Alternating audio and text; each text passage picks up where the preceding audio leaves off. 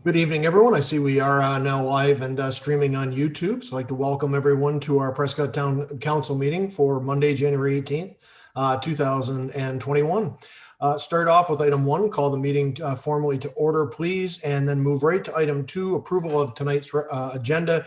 Recommendation, of course, reads that the agenda of the council meeting for January 18th, 2021 be approved as presented. Could I have a mover, please? Moved by Councilor Ostrander, seconded by Councilor Burton. Any discussion on tonight's agenda? Seeing none, I'll call the question. All in favor? Thanks, everyone. Motion's carried. Item 3, declarations of interest. Does anyone have any declarations tonight? None. Under 4 and 5, presentations and delegations. None under both items tonight. 6 is the minutes of our previous council meeting. 6.1 is our meeting minutes from January 4th, 2021, provided, of course, in your packages as usual. Our recommendation there reads that the council minutes of January 4, 2021 be accepted as presented. Could I ask for a mover, please?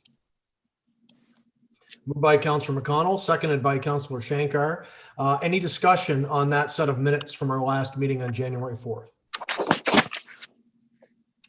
Seeing none, I'll call the question then. All in favor of that motion? Thanks all. That's carried as well. 7, communications and petitions. Nothing there this evening. 8, consent reports. And as usual, these items are considered routine, will be enacted by the one motion. We do have 4 items there tonight, as you can see on the draft, the information package, the draft tangible capital asset policy, draft wastewater treatment plant, reserve fund policy, and the Leeds and Grenville Joint Services Committee amendment to the joint operating agreement.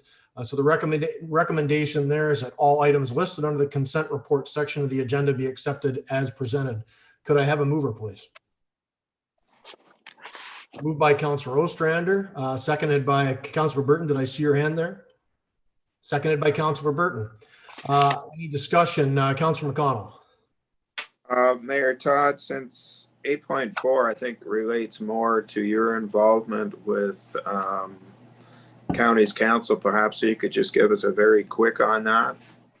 Certainly. It was just one of the first items that came up with regards to amending the agreement.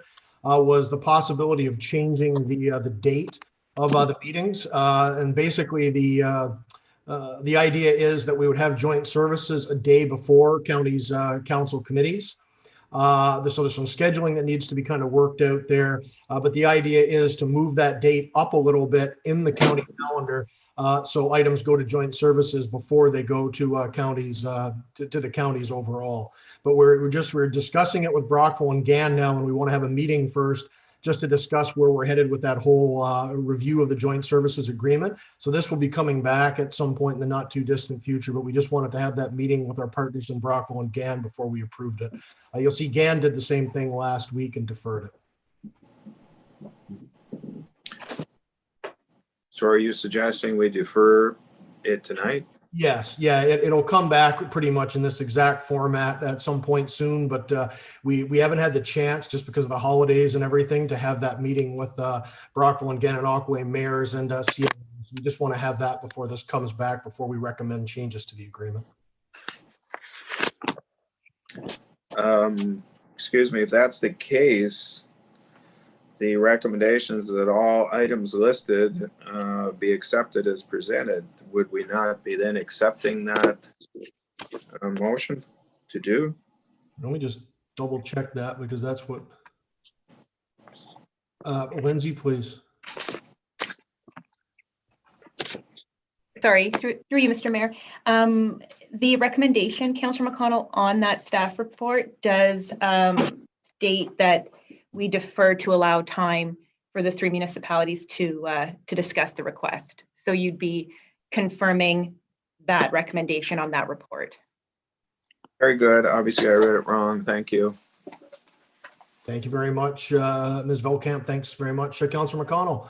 Any other comments on those 4 items? Seeing none, I'll proceed with the vote then. All those in favor? Motion is carried. Thanks again, everyone.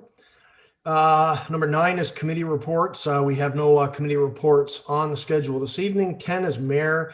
Really don't have anything formal tonight. Just Did want to note that a couple meetings coming up this week. The first meeting of the health unit is coming up this Thursday. I'm very happy to attend that on our behalf, taking over from Councillor Young. Although I'll thank Ray for passing me along now, but I haven't been to a meeting yet, so we'll see just how what he's passed on to me. But I'm looking forward to it. And we also have a meeting of our housing task force at United Counties this coming Wednesday morning as well. So that a lot of items on there should be coming back to the individual councils shortly. So I'll get an idea on what the time frame is for that because we are moving towards sort of the midterm of that housing task force, and we'll be bringing some recommendations back in the not too distant future. Although the final for it, I believe, we actually went around a little bit on the date for the final report. I think it's early summer, so it won't be finalized anytime soon, but there will be a point for councils to have that discussion in the very near future as well. So I think that's all I'm going to bring up tonight. So we'll move right on to item 11, outside boards, committees, and commissions, and start as always with Councillor Burton, please. Thank you, Mayor Todd, and nothing for me this evening. Thank you. Thank you very much, Councillor Burton. Councillor Jansman. Thank you. The BIA met last week and they took that time to hold a planning session. So despite the pandemic, the BIA is determined to still serve the association and plan for the future. So it was a good planning session, and yeah, you will no doubt see the minutes in the next meeting. Thank you. Thank you very much, Councillor Jansman. Councillor McConnell, please. Thank you, Mayor Todd. I'm pleased to announce that the Walker House has received their funding from the Ministry of Seniors and Accessibility for the year 2021 in the amount of $42,700. Plus, they got another $9,800 in change for tech library classes, as well as a number of workshops. And that's thanks to Susan's applying for extra things. So congratulations to Walker House, and good things going on there. Even though they're closed, there's a lot going on. Any questions? Susan is at 925-5300. The library, again, while it is closed to foot traffic, is open for pick up at the door. Excuse me. You can call in at the 925-4340. Tell them what you're looking for. If you have an exact request, that's fine. If not, they'll find something that you think that they might think would be appropriate, and you can pick it up at the door. And their phone number there again is 925-4340. Thank you very much. Thank you very much, Councillor McConnell. Councillor Ostrander, please. Thank you, Your Worship. Attended the fire department meeting. I guess it's 2 weeks to go now. It'll be 2 weeks tomorrow night. And of course, we were made aware of one person leaving the fire department. There's actually 3 leaving. John Henry's leaving, and Ken Rundle. I think the Ken Rundle one we've known for a while now. He's moving to Amherstview, Bath area up along Lake Ontario. He has a son and grandchildren up there, so he's also leaving the food bank, which is we'll certainly miss him there as well. Total of 50 years going out the door at the fire department. There was 2 new hires reported the other night there, but of course they don't replace that experience that we're losing. So we'll have to contend with that till we're back up to strength again and moving forward. Other than that, that's it for me. Thanks very much, Councillor Ostrander. And of course, we all thank them for their service. We've been so fortunate to have such dedicated people with the fire company for so many years. They'll be really missed. There's some awfully dedicated, good people there that we're losing, but they certainly put their time in. So thank you very much for making everyone aware of that. Councillor Shankar, please. Nothing new to report, so we'll keep this meeting moving. Thank you. Sounds good. Councillor Young, please. I can report on the meeting with St. Lawrence Lodge last week. It was basically going over the budget again. We're still not finished. We're going to take one more stab at it, so we'll have a final number in the next couple of weeks. And Councillor Young, I understand that they have been looking at a fairly significant increase, I guess, so far with the lodge, and it's good to see that it's going to come back again. But do you have any idea when you'll have that? Is there another special budget meeting or anything coming up? No, I'm presuming that we'll do it at our regular meeting, which is the end of the month. So just next week sometime, the end of next week. So Okay. Sounds great. Thanks so much for that update. I have kept Matthew informed of the numbers as we go, and it's not good news at the moment, but it's better news today than it was 2 weeks ago today. So we're going in the right direction. It's always good to hear. Thanks very much, and we'll look forward to an update on the numbers as you get closer to the final decision of the board there. Thanks again so much. So moving on now to item 12, staff reports. We have a number of staff reports tonight.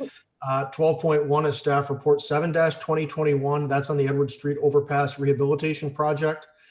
Recommendation that council approve the Edward Street Overpass Remediation Project for 2021 with an estimated budget of $275,000 and proceed with the issuance of the request for proposal. I'll actually hold that recommendation right now until we actually get the staff report here. I'm assuming we'll end up going ahead with that or something very close to it, but I'll let staff take it away with an overview of the overpass. Mr. Armstrong, please. Thank you very much. So building on our discussion last meeting about the overpass project. So this is really to address some current deficiencies. This isn't a major rebuild or anything, but the most significant item, I believe, is rehabilitation of the expansion joints. And that's the majority of the project, as well as addressing some concrete work, the expansion, the abutment bearings, things like that. So all told, the project is estimated to be about $275,000. And certainly EDB has provided a excellent technical memo, as well as the estimate of how they developed the $275,000 budget. And then the difference between this meeting and our last meeting is that we have confirmed with CN that flagging will be required for parts of the project. And so that it's an estimated to be about $1,500 a day. So certainly that's the difference between what you're seeing now and what we discussed on January 4th. And more than happy to have our consultant or Nathan answer any technical questions there might be. I see Josh is on with us here tonight. And before I open it up for questions from council, Josh, Nathan, anything else to add to what Matthew's already discussed here tonight on this item? Go ahead, Josh. Go ahead. Oh, I was just going to say welcome, or nice to see everybody again digitally. Second time I get to meet everybody on the digitally. I'm looking forward to an actual in-person meeting at some point. But no, I think Matthew gave a perfect summary of what we've talked about. I didn't have anything further to add. I was really here if there's any questions. Great. Thanks so much, Josh, and thanks again for joining us tonight. Nathan, anything else to add to the report and those quick comments from Josh? No, I think that pretty much covered everything. Okay, the one thing I did want to mention myself on this, on regards to the overpass, that there were some comments in the public about work being done on this in the not too distant past, and it actually is a little while ago now. Matthew, we discussed that. What were the dates that was done again? It's a decade ago roughly now, is it not, or a little more? Oh, you're muted. That's correct. It's right at the end of the first decade of the 2000s, so in the neighborhood of 2008, 2009. Okay, yeah, just want to clarify that for some residents out there, because that was under construction for, well, it's quite a while there, but a decade ago. So I think that's why people think it's so fresh. So open it up for comments, questions, and I see Councillor Young has his hand up for the first round. Please, Ray, go ahead. My recollection of that construction 10 years ago was one of the problems was the CN flagman. And I'm not sure if we are required to have a flagman every single day that we're on construction or when we're doing certain things under construction.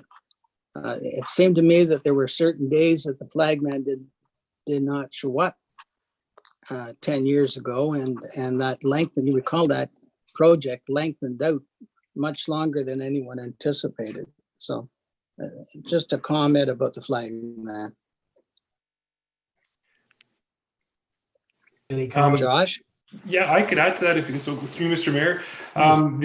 We did speak to CN. We'd like to review it in more detail with them when we get a detailed design. But in summary, they stated that we wouldn't have to have a flagman there all the time, just when we're doing work around the underside of the deck or in the area of the rail. So if we're working just on the top of the deck, we're okay. But there's other times where we're going to need them. So yeah, we would definitely put it in the contract that is up to the contractor to coordinate with the flagman. And you know, we're working right now on CN with another crossing in a project more closer to Cornwall, and there does require some coordination with them. But for the most part, on this project, I can say that we haven't had any delays from them. They've been they're expensive, but they're accommodating with their schedules. It's been my experience. Well, good. We're anticipating a month-long project, and 30 days times the 1,500 is you've got 50,000 in the budget for that. So maybe there's a little bit of savings to be achieved there. Hopefully, yeah, that was just an allowance for it. Yeah, I understand. Yeah. Thanks very much, Councillor Young. Thank you very much, Mr. Eamon. Any other comments, questions this evening on this item? Councillor Jansman, please. Sorry, I'm just reviewing this. It might have said it, but when will this begin? If it gets approved? Matt? So our intention is that we put it out to RFP as soon as possible. So sometime probably in the course of late January, early February. And then as soon as we can get going on it and working with the schedule of the contractor, then it's only expected to take about 30 days, give or take. And so we would definitely want to do it, sometime between May, June versus, and then anywhere up to September. But I think my preference would be kind of earlier in the year, if at all possible. And so that way we don't have any problems with late construction. Wonderful. Thank you. Thank you very much, Mr. Armstrong, Ms. Jansman. Councillor McConnell, please. That just brought something to mind, since there's going to be some cement work done on the sidewalks. I think we'd have to take into account school as well. If we got kids walking over the overpass to school, if they are walking over the overpass to school, we never know from 1 week to the next whether that's going to happen. It might have to be taken into consideration as well. Mm-hmm. Yeah, very good point. So hopefully we get the tender out quickly on this. We should get a good quick response. Also probably the best price we're going to get. And then we can get the work scheduled before school goes back in. And hopefully something in the summertime months would be a good plan for this, as Mr. Armstrong mentioned. Any further discussion? So I'll return to the recommendation, and that motion would read that council approve the Edward Street Overpass Remediation Project for 2021 with an estimated budget of $275,000 and proceed with the issuance of the request for proposal. Could I have a mover, please? Moved by Councillor Young, seconded by Councillor Shankar. Any final discussion? Seeing none, I'll call the vote. All in favor? Motion is carried. Thanks, everyone.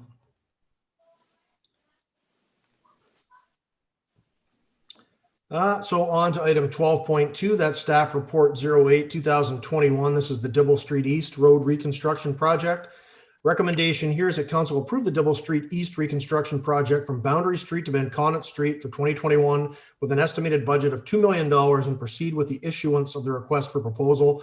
As with 12.1, I'll just hold on that recommendation for a moment and turn it over to staff to review what we're looking at for Dibble Street East. Mr. Armstrong, please. Thank you very much, Mr. Mayor.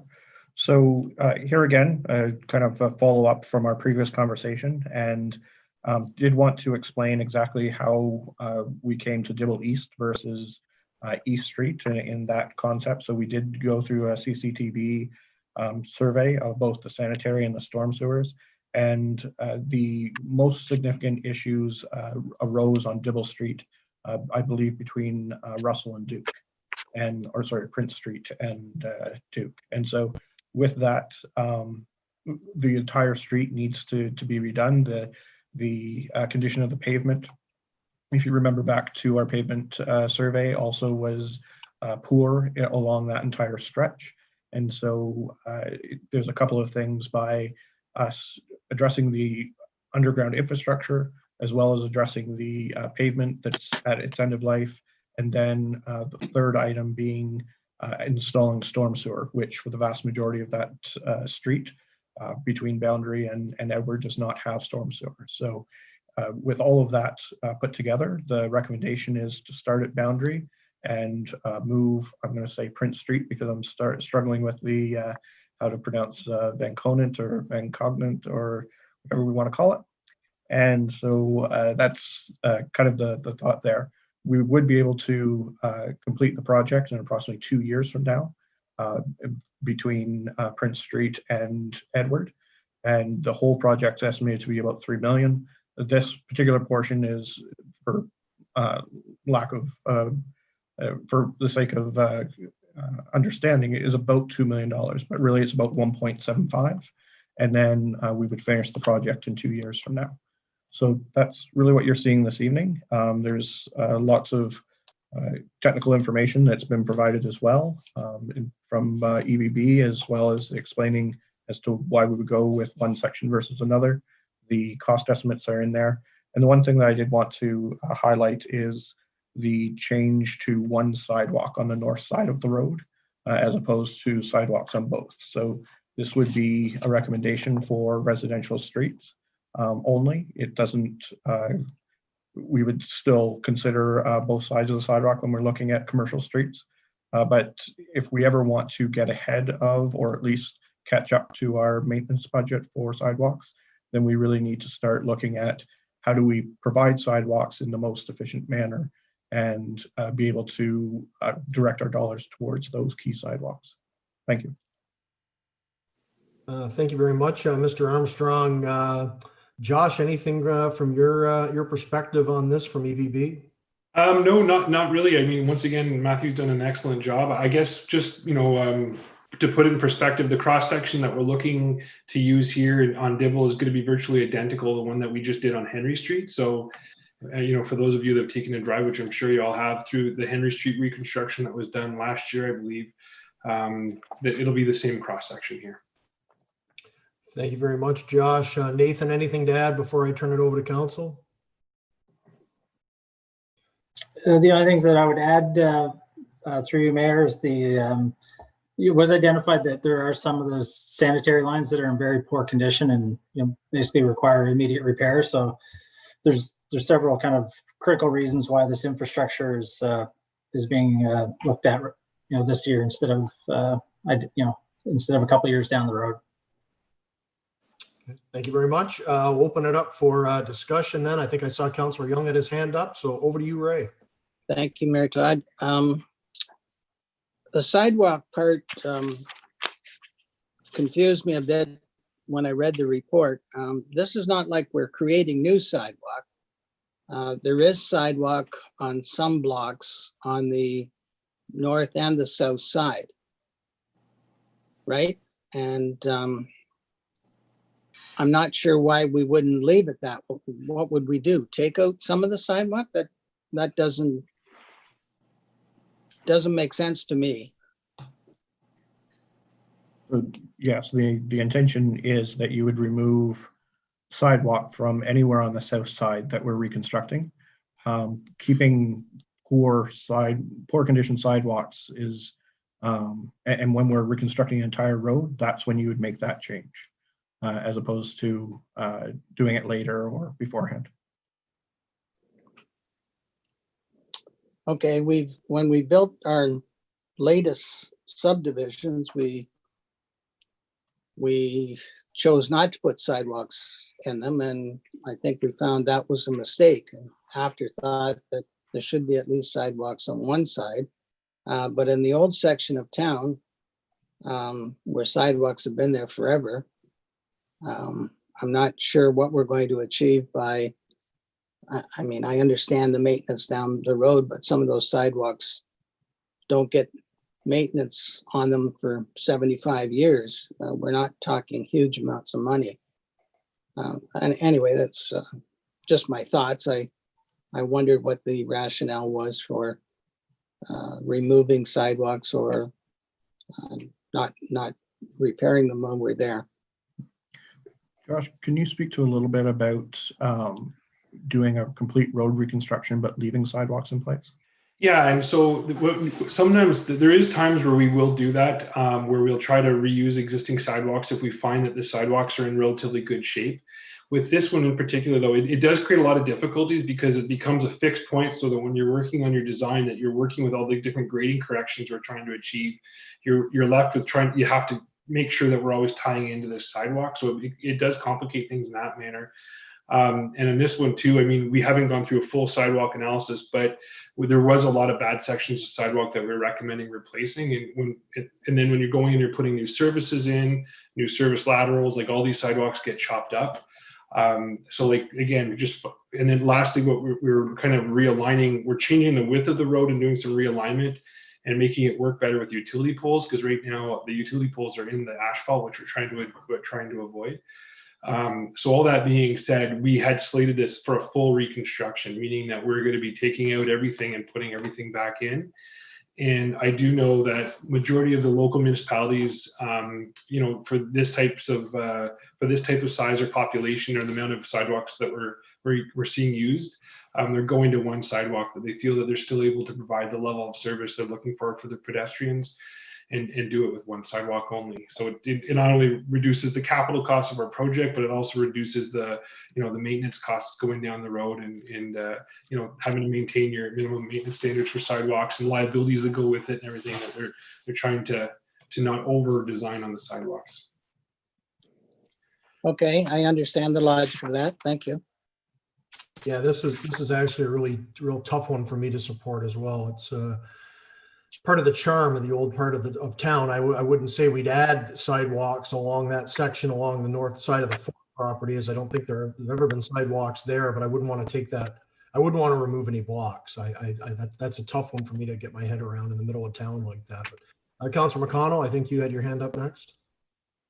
Yeah, one of the points I was going to make was the lack of sidewalk in front of the Leo there on the north side of the block. And given the fact that it's parking, I would hope that we wouldn't be adding a sidewalk there. It wouldn't be making an awful lot of sense, I don't think. I think it's a good idea, and I mentioned this before to Matthew, I believe, of us doing the east part in particular, because the Leo is not being used right now and probably won't be used next summer, so it won't interfere with use of that building. There is one problem though when we get into the two western blocks, and I know Ed Yandel discussed this with me one day. The sidewalk plow for the north side east of St. Lawrence Academy, there's a row house there that was split into individual ownerships a number of years ago. And the problem is, where the parking used to be through one driveway in the backyard, now it's all out in front on what used to be the yards. And the yards aren't very deep. And so when people are parked there in the winter or in the summer, their vehicles overhang onto the sidewalk, and in the case of a pickup truck, right out actually onto the road. So the sidewalk isn't plowable on the north side there at all for a pretty good stretch. And if there's no sidewalk on the south side, well, then there's no sidewalk in that block at all. So that would have to be taken into consideration there. Sounds like Ray is about to object. No, I was wondering, are you talking about Dibble or James? I'm talking about James. You're right. I apologize. I'm on the wrong street. Yeah, okay, so just forget what I said there. It has no bearing whatsoever. The one thing that I did want to bring up, though, is that while the rink is being maintained by the town right now, not as a rink, but as an arena, we are hopeful of building a new arena in the near future, hopefully. It's going to be in a different location. And there is going to be a time come when not this council, but likely the next council has to decide whether we have the money to maintain both buildings. And I suspect that we would maintain the existing building as long as there wasn't a huge cost in something going wrong there. But I'm wondering if, with a look to the future, while we're putting services in past the arena on Dibble Street, if it would be prudent to put connections along there, assuming at some time that it may very well go to residential use. Thank you. Thank you very much, Councillor McConnell. Matt, I don't know if you got any comment on that, because that obviously it's a little ways down the road, and obviously the feds still actually have control of that property as well. We've got the lease on there for the building, but anything there that we could put in place for future planning purposes, if that was to ever go residential, would it make sense to do some work like along those lines now? Certainly we can discuss that with the engineers to just see what that might look like. Yeah, we could definitely put future services in, or stubs, like, to plan for future development for sure. Would that be a significant cost if we're talking about just that one lot? If it would, depending on how we would assume it service, like if it was just one service, no. Like if we're thinking there's gonna be like, a little development, there's gonna be a number of lots there, it starts to add up, yes. Okay, well, maybe that is something, if everyone's okay, maybe we could take a look at that. I don't know how much engineering work that would require, but if everyone's okay with that, we could add that to the recommendation motion, which we'll get back to. Just in regards to the sidewalk issue, really what we're talking about here is just that one block right now between Boundary and Russell Street on the south side. We'd be removing that, correct? And just be replacing the sidewalk on the north side. So we're not talking about anything further down on this stage, although this could potentially come up again when we do the rest of Dibble, if we do commit to this same, when we do road reconstruction, because it sounds like this is a pretty broad-based recommendation that we only install sidewalks on one side for residential streets and road reconstruction going forward, which is in the one paragraph of the report. And that's where I personally have a bit of an issue with that. I don't really want to be taking sidewalks out in towns. I think we will get some complaints about it. We've got a lot of pedestrians, especially right now, and it seems to be a fairly limited cost. I mean, I know it'll add up over the years when we continue road reconstruction, but it's just a tough one, because I know it's come back a number of times to us the last few councils that we didn't put sidewalks in some of those north residential areas, and we've had some comments, complaints about that, people walking in the road and so forth. And we actually have discussed the idea of trying to add sidewalks to some of those neighborhoods in the future. I mean, that goes back a little ways with council, but anyways, we continue on with discussion then on the report. Further comments, questions?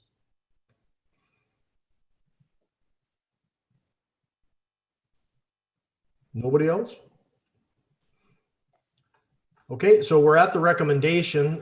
Councillor McConnell did make a suggestion about having adding, I guess we could add, Lee, are you okay with that if we added a comment in there with regards to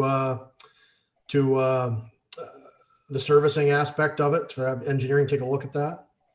Yeah, that would be fine, Mayor Todd. I'm just concerned that 10 years down the road, and I just pick a figure of 10 years out of the air, that if something were to happen there, we have virtually brand new sewers that we're going to have to wind up cutting into. And I don't know, I don't think when you cut into something that's ever as good as it was, it seems to me if it can be added now, some connections that can be capped, that would be the thing to do. If they're never used, fine.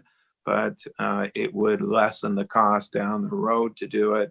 And I think it would ensure the infrastructure is more long-term.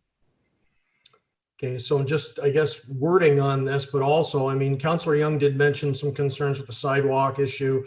I've got some serious concerns with the sidewalk issue to the point where I don't think I can support this, because I don't want us to be taking sidewalks out of residential areas in the town. So I'm just looking for some guidance here and some discussion on where we're going to go with this recommendation before it comes back. I'll go to you in a moment, Teresa, but I said, Nathan, did you have a comment quick first, and then I'll go to Councillor Jasmine? Yeah. Just I was going to just add that if you remove a sidewalk, potentially you can make the road a little bit wider as well, and that allows some space for bikes and e-bikes and e-scooters. I think you see that more in larger cities, but it's definitely a segment of transportation that's growing. And typically you don't want those on the sidewalk because the sidewalks are for people to walk. So it's a bit of a, it does play into that, different transportation coming down the line. Good point. So thank you very much. Councillor Jansman, please. Actually, this is very, very coincidental because I ride my bike a lot, and if it has any benefit to the road being a little bit wider, that would be very welcomed. And remember too, that for the winter months, that sidewalk isn't in use anyway on the south side because it doesn't get plowed. So I think to have one sidewalk for our residents is sufficient, is my opinion. Thank you. Very much, Councillor Jansman. Councillor McConnell. I hate to admit it, but I forget what I was going to say. Teresa made a good comment about the bicycles there. Couldn't have been too awful contributive. Thanks anyway. Thank you. Josh, did you have a comment? Yeah, I'm sorry, Mr. Mayor. One other thing I probably should have mentioned is that the sidewalks existing are 1.2 meters or 4 feet wide, and the new Disability Act requires that we go to a 1.5 meter sidewalk. So it's something I should have mentioned earlier, but the new sidewalks I live in Long Sault, and you can really notice the difference in width. So it's for better wheelchair access and the like. So the new sidewalks would be wider, and something to consider as well. Like, I guess, if we're talking about keeping sidewalks on both sides, I think my recommendation to council would be that we reconstruct those sidewalks to meet current design standards if we're doing that, not just reusing them. Sure. It does sound though like I'm on the other side of this discussion, and that one block, I don't mind it so much because as Councillor Jansman mentioned, it's not plowed in the winter time. It is just sort of one block, but I just look at that as if this is the ongoing. We've got too many pedestrians in other parts of town. I mean, that's kind of the one-off because it's kind of a stranded sidewalk in some ways because it doesn't really lead anywhere except to Russell Street, of course, and goes south. But beyond that, I just it's an old town. It's a historic town, and it's going to that more modern look. I think would dramatically impact on the look and the usability of some aspects of Prescott going forward. So when this comes back, at some point in a year or so, it's more problematic when you're looking in the other side of Van Connet, when you're looking at taking sidewalks out for historic residential streets. They had sidewalks and the homes have been there for over a century. It would be a dramatic change to the appearance and the usability of those streets. So I understand the argument here, but there's just I've got a few concerns about that. And also as a longtime resident of that southern part of town. Councillor Burton, you had a comment, please? Thank you, Mayor Todd. I do like the aspect that the sidewalks are going to be more accessible and they are going to be wider. I mean, I've walked down there quite often around those streets and they are quite narrow on the north side of the road. So making them more accessible. And we're talking basically right now, we're talking 2 blocks, right? We're talking because we don't have a sidewalk on the south side of the road behind the fort. So technically, we're just talking about 2 blocks, making the street wider, the sidewalks wider for more accessibility. And I think that's what we need to look at and have that concern because right now it's not accessible. It's a very narrow sidewalk, and I'd like to see it with one just on the north side of the road and be more accessible to everybody. Thank you. Thank you very much. Councillor Shankar, then Councillor Young, please. I guess my question is for Josh. Josh, how do we go about making the roads wider and the sidewalks wider? Where are we going to get the space from? Actually, I'd like to clarify on that. The roads right now are actually wider than what we're proposing. Like we're proposing, one of the things that was done historically on Prescott is that they paved around the utility poles, and their asphalt widths vary significantly from street to street. So we ran into this with Henry as well, and what we ended up doing was actually going to an 8 meter wide standard curb road width, which actually on Henry, it was similar to Dibble, and it was actually a little bit narrower. So it's not actually going wider; it's going narrower. And then by doing that, we're able to make the sidewalk wider with a 1.5 meter instead of the 1.2. And then we're able to coordinate around the utility poles. Okay, that makes more sense. Thank you. You're welcome. Thanks, Josh. Thank you, Councillor Shankar. Councillor Young, please. Well, I think you'd be doing that from Boundary Street West and this reconstruction, but when we do the other part of Dibble through to Edward Street, it's going to be the opposite problem, because it seems to me Dibble is much narrower in the first couple of blocks than it is for the remaining 5 or 6 blocks, is it not? Actually, it's still wider than what we would typically see or need for a street of this size. Really? Because Yeah. My recollection is two cars can't pass when there are cars parking on each curb, can they?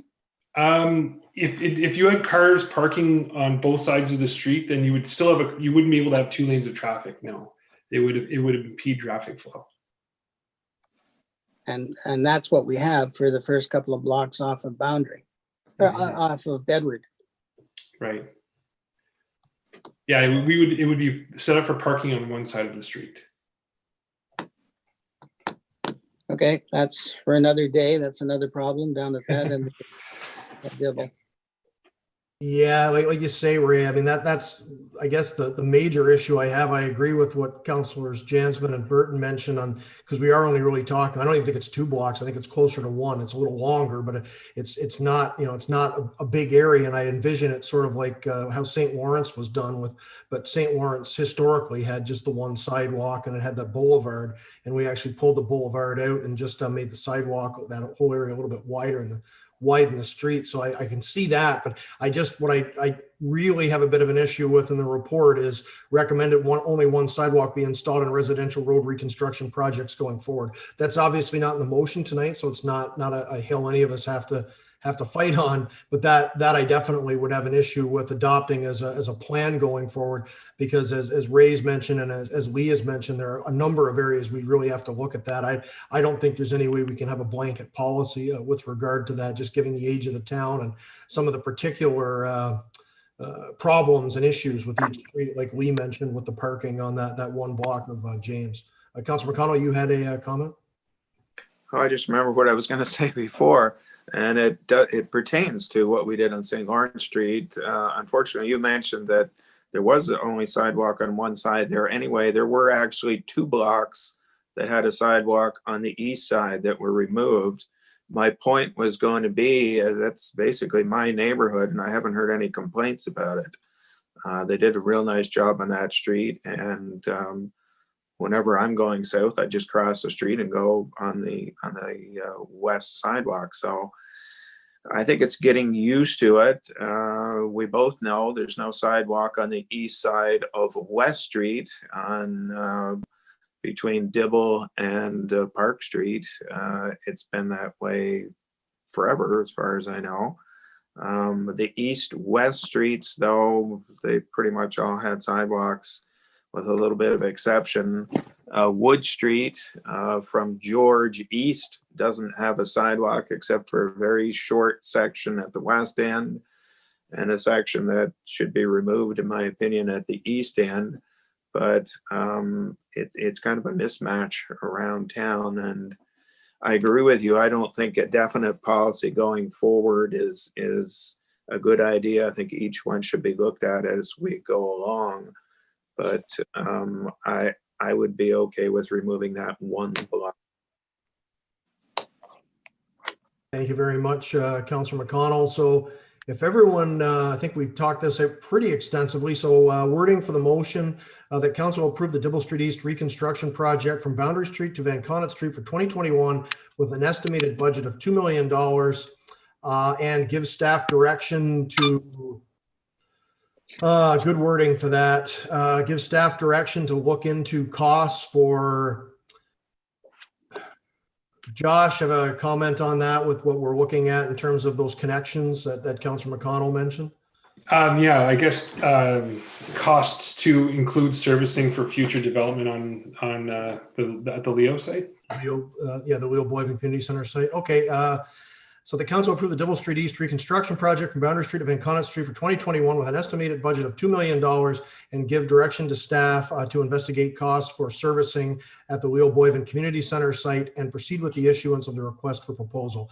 I will note also that there is a public information meeting on this. It'd be interesting to hear the public feedback as well with regards to the sidewalk issue. Maybe most people will like it. I do know with St. Lawrence Street, there were a lot of complaints initially, but they all died down almost immediately once the project was finished because people really did enjoy the wider streets, and actually the people actually tended at the end to prefer the removal of the boulevards. So that was good to see. So that's the recommendation. Could I have a mover, please?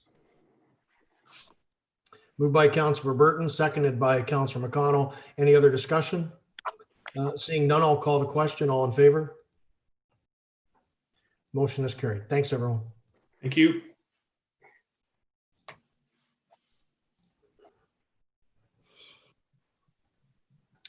So thanks very much to Josh for joining us this evening. We are moving on to the budget presentation. So again, thanks so much, Josh, and have a great night. If you, unless you want to stick around for budget discussions, you can probably take this moment to duck out. Yes, thank you very much. And see you later, folks. Take care. Have a great night. You too. Bye-bye. So we are on to now 12.3. That's tonight's portion of the budget presentation for 2021. Tonight we're on to transportation, parks and recreation. Assuming Matt, you're going to bring us into the start of this, and maybe with Nathan for a little assistance as you go, but please take it away. Absolutely. Thank you very much. So I'm going to share my screen just so that we can walk and talk at the same time.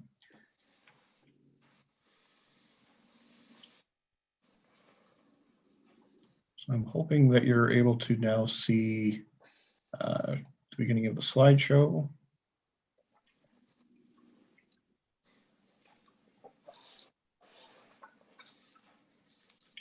Everyone able to see that? I do. Okay, perfect. Yeah. So this evening, we're going to be talking again about the budget timeline, the transportation, and finally Parks and Rec budgets. So we're at January 18th. This evening, our plan called for looking at these two sections of the budget, as well as reviewing and approving large-scale infrastructure projects, which we just finished.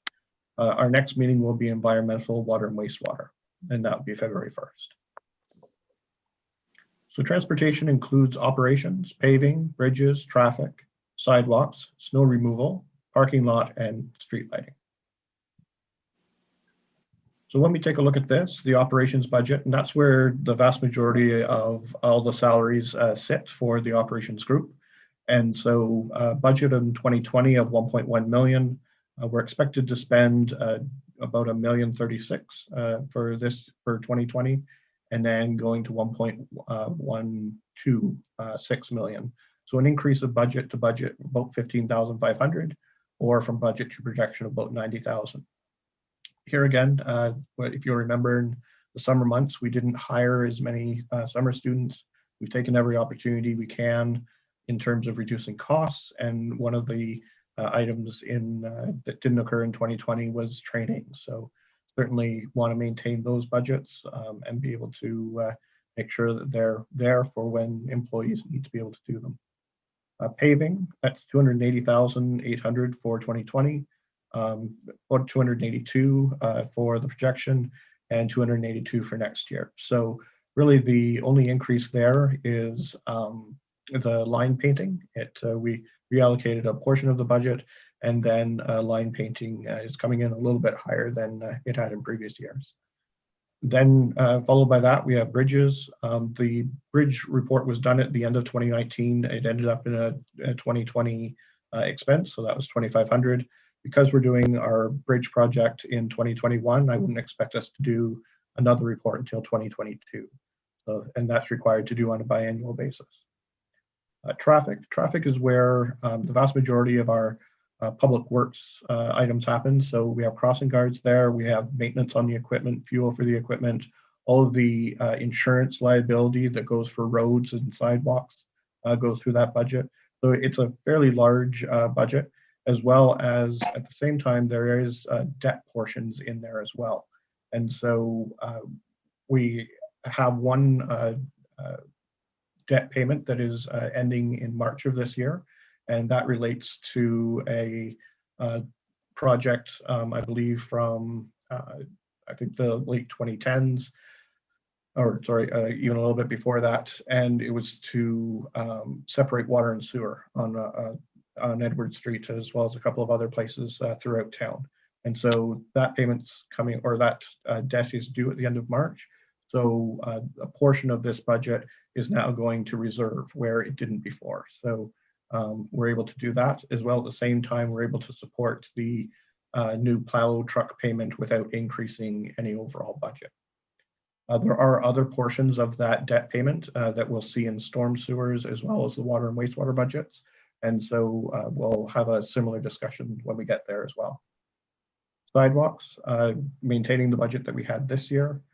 Winter maintenance for roads going from 104 to 124. 19,700 of that increase is the increase to that debt payment for that truck. Winter sidewalks, that's the debt payment that we'll have once we take out the loan for the sidewalk plow. And so being able to do that as well.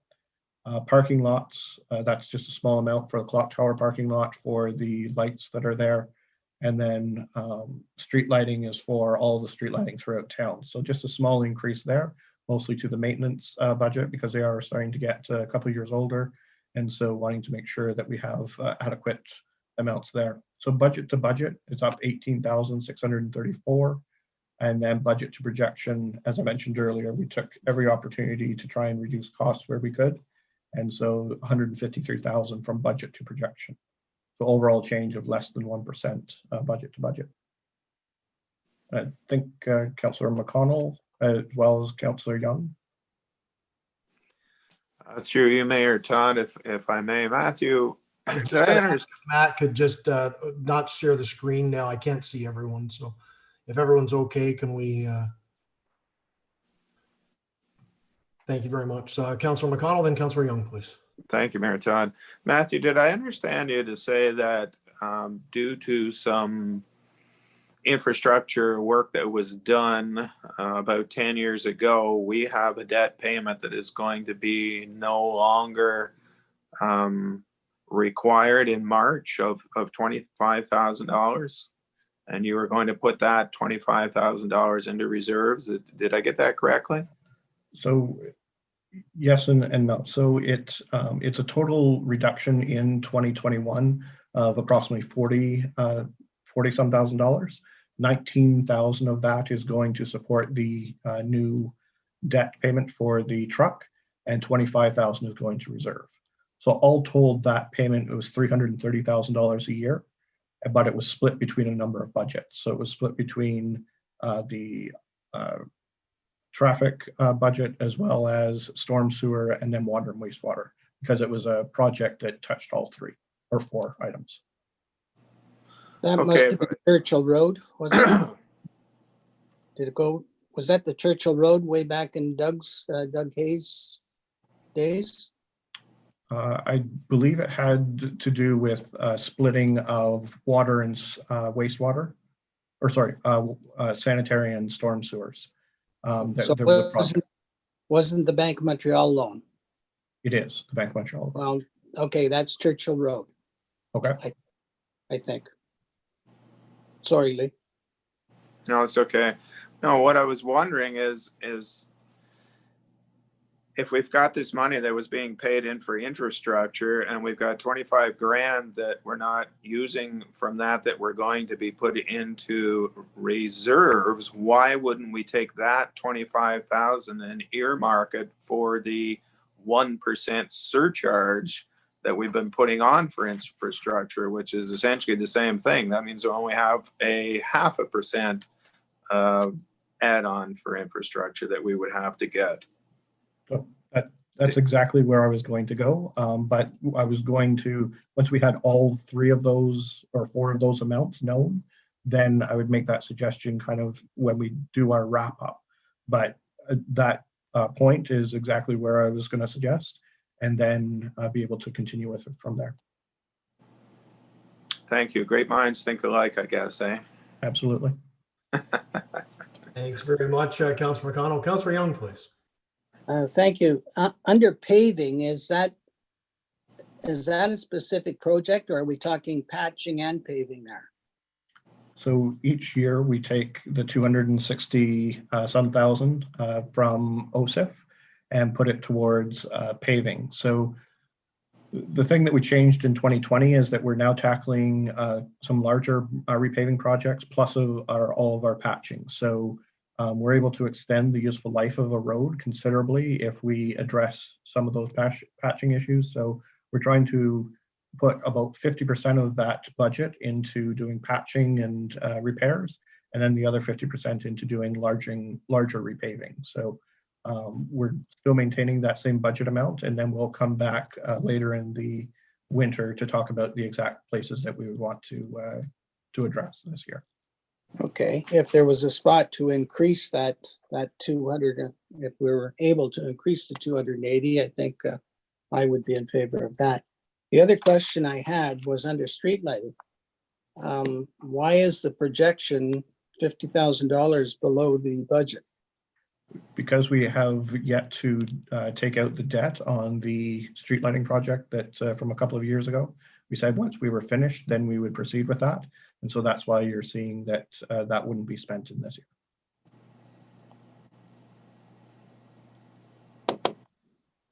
Not sure I understand that, Matthew. Okay. So the total project was about $650,000 or $700,000, which has been sitting in unfunded capital projects. And so as soon as we take the debt out, we start repaying it, then that $50,000 will go towards that. But, okay. So that's why the difference. Okay, thank you. Okay. Very much, Councilor Young. That was a question I was going to ask there as well. Anything else from anyone this evening? Comments, questions? So seeing none, and obviously that was just for information this evening. Actually, there's still one other portion of Parks and Rec. Yeah, I was just going to say for that one there, we'll just move on from and environmental. I'm just going to share my screen again if everyone's okay with that. Sure. Yeah.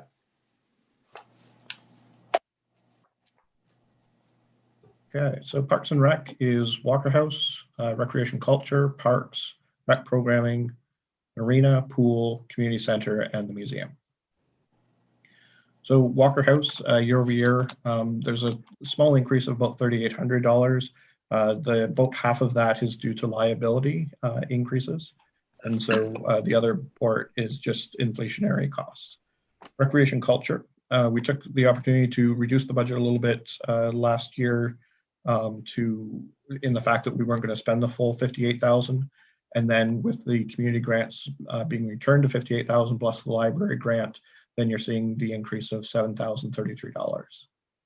Parks and Rec, that's where the equipment for all of our Parks and Rec, as well as the maintenance for those particular items, and where our landscaping budget comes from, all of those types of things. And so you're seeing an increase there of about $6,400. Again, a large portion of that's due to the liability insurance. Rec Programming, we're not expected to spend in 2020 the same amount as the budget, and that was due to the fact that we didn't have summer students and run a fair number of the programs or any of the programs. So budget is flat, but then increase of about $30,000 from projection to 2021 budget. Marina, here we're actually looking to maintain the budget the exact same amount, but we're increasing the transfer to reserve from $43,000 to $79,000. So because we've been able to reduce expenses, and you can see there that we've been fairly successful in reducing the expense versus the projection that you're seeing for this year, then any additional dollars we would recommend going into reserve, and that will allow us to make improvements to the docks that we know is going to be needed over the next 5 to 10 years. And so certainly that was our goal, is to create as much of a transfer to reserve so we can address those as possible. and then be able to have a sustainable marina from an infrastructure perspective. Pool, obviously we didn't spend very much in 2020, and so there's a small increase to the liability insurance, and so that's why you're seeing the increase there. Community center, again, pretty much leaving the budget exactly where it is. And then there is a $235 transfer to reserve, which we've been carving out over the last few years. Library, not changing by very much, about $700 overall. And then again, they have also been able to save in the course of 2020. And so budget to, or projection to budget is 17,300. And finally, the museum, leaving the budget exactly the same, reallocating what we would normally put to reserve into rent, normally what we would spend on utilities into rent, and then being able to operate it from the building perspective for the same amount that we were before. So all told, an increase of 18,700, which is about a 1.2 increase. You can see where we've been able to save in the course of 2020 to that. Then the budget to budget, or sorry, projection to budget is about $218,000 difference. All told, across these particular budgets, 367,000 would go into reserve. Thank you very much, Matthew. Just open it up for comments, questions on that portion of the budget discussion.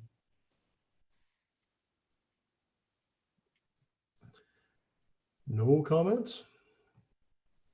Councillor Shankar, please. Okay, so Matthew, just let me make sure I got this straight.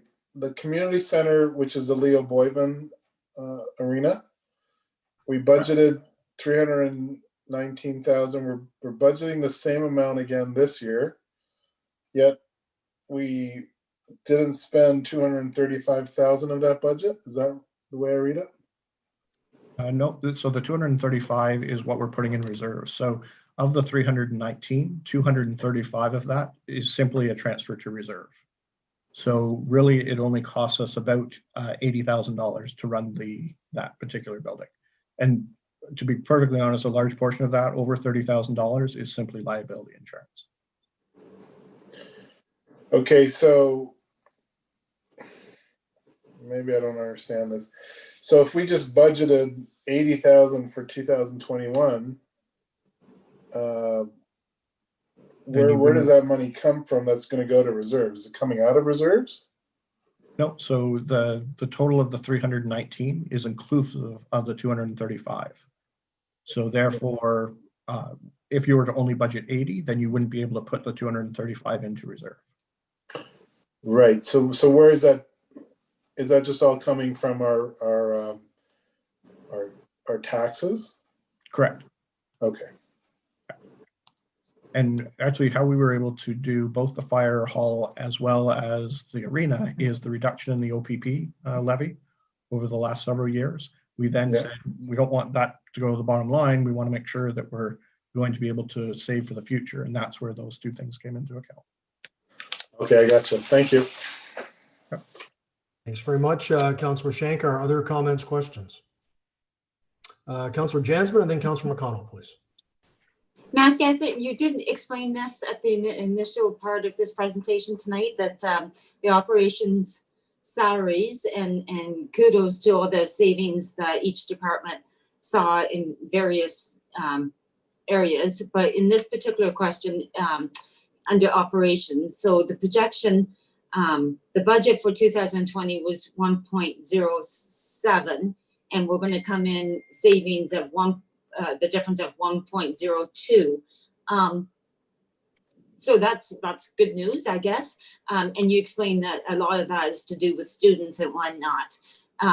So of not having students as many perhaps, but so for 2021, you're still increasing it higher than the budget was for 2020. How does that relate to the training that you mentioned? So we're still maintaining the training budget that we had in 2020. We didn't spend it in 2020, but we want to make sure it's still incorporated into the 2021 budget. Because as soon as we start eating some of those amounts away, such as training, maintenance, repairs, things like that, Sure. then that's when when the unforeseen happens, you're not able to address it. So that's really what we're trying to say there. Okay, I do, the training line of 17,000 remains the same, which I totally agree with. But I just see that the budget for operations is going to, 1.09 for 2021, which is higher than the 2020 budget that we had at $80,000, right? So, Right. or sorry, so- 50,000.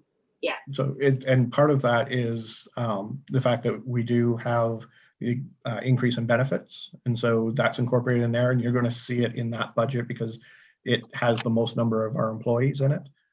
As well as we've put in a very small amount for salary increase that we haven't discussed as a council yet. So Of course, okay, and all those employees would be union as well, right?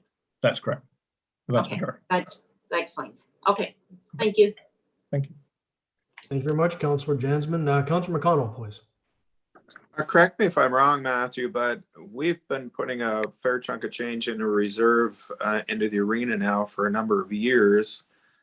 When it became apparent that we weren't going to be able to rehabilitate the Leo into a hockey rink, I believe we decided to keep doing that, and that fund would be going towards our new arena. So I think that would maybe help to explain to Gory where that money is going or why it's going and why we keep putting that amount in. Precisely. And so in 2018, we did a number of improvements to the Leo Boyven Community Center before the ice plant became decommissioned. So that amount is supporting that to pay that off. And then now we're actually being able to support the design work that we've been doing so that it doesn't impact the bottom line. So you're exactly right. As each year, as we put more and more money into that, it's covering the costs that we're incurring so far. And then once we're approved, if and when we're approved, then it will help support that over the life of the building of the new complex, as well as if there's any debt that comes out of it, then it would help support that debt payment. Thank you. Thank you, Councillor McConnell. Thank you, Mr. Armstrong. Other comments on this portion of the budget? Okay, the only item I would add to that is, it's, and there's no other way to do this, so believe me, this is not any sort of criticism, but I mean, everything is still up in the air with COVID right now. So I mean, when we look at, we're just going back to our projections, which is a sensible way to do it. It's really the only way to do it because I mean, those are the best numbers that we have, but I mean, we're still really up in the air with things. I mean, if you can just look at pull one or two items out of this, such as recreation programming, I mean, there's no guarantee at all, of course, that we'll be able to get back up to that 2020 budget line item. So, whatever we approve here really is going to be up in the air to a certain point with regards to what we actually are able to spend simply because of COVID. We don't really know where we are there. The vaccine schedule is out there. They've been working quite hard on it, but there will obviously there'll be some delays. We already got one there with the one vaccination. A number of deliveries have been delayed, so that schedule is not going to roll out quite as quickly as everyone would like. So it's going to be interesting to see. Like, we'll obviously approve the budget roughly on the same time frame we always do, but there will be updates through the course of the year. We'll probably show some significant variances with regards to what we're actually able to spend simply because of COVID again. So just wanted to point that out for anybody who could be watching tonight, that this is not a normal year for budgeting purposes in any way, shape, or form, with COVID still out there, and definitely going to be an impact on everything we do this year for some time to come. Any other comments on the budget tonight? Matt, did you have anything else you wanted to mention? You've got your other numbers in there for the statements. Is there anything else you want to touch on this evening before we leave off? No, I think the only thing I wanted to say that at this point, we're through the vast majority of the operating budget. There's kind of waste management and a couple of smaller budgets that we need to discuss. And then obviously water and sewer. Water and sewer pays for itself. So the point I'd like to make is that even with kind of the increase that we saw from an insurance perspective, the increase that we saw from benefits perspective, with all of those other things, that we're only up $40,635 budget to budget. And so we have been attempting to be judicious in how we bring these forward, but certainly there's a little ways that we have to go, and then we have to cover the revenue side. So I think that will help bring the whole picture together and be able to make an informed decision as we move forward. But point taken, we still don't know what the rest of 2021 is going to look like. We know that obviously there's some significant pressures that we have that we're facing in terms of interest and some of those other items. And so I think we're on a good track, that we're not seeing huge increases across the board, but being able to hopefully bridge the gap between revenue and expenses and then move the budget forward. Thank you. Yeah. Thanks so much for that, Matt. I just wanted to add that at some point when you have your final numbers from 2020, maybe a fairly brief report. I don't think we need absolutely everything, but just something on COVID impact and just sort of outline what we went through in 2020, the extra money we received where the revenue was down, so on, just to kind of get it in a cheat sheet for us, because obviously that, will affect everything that we've got and just be good reference for us. I think one of the counselors mentioned that at one point in the last couple of months as well. So if we could have something like that, just to kind of have it all in one place would be. Absolutely. We're scheduled for, I think, the second meeting in March to bring that back because there's a report back due to the province at the end of March. Okay, great. Thanks very much. Councillor Jansman, do you have a comment? Matthew, I know our schedule says in a couple of weeks we're going to look at the capital projects again. And I think it was understood that from last meeting that we were going to maybe select, our top 5 with the understanding of what Mayor Todd said about, bringing it all into a concept. I haven't done that yet. You're still going to supply us with more information for us to do that with, Absolutely. Correct? So Nathan last week was able to put some estimates to a lot of the projects. So, and then we were going to group them, like Mayor Todd suggested, kind of into those waterfront projects, downtown projects that are just equipment that's end of life, and then be able to kind of provide those buckets to be able to help in that decision making.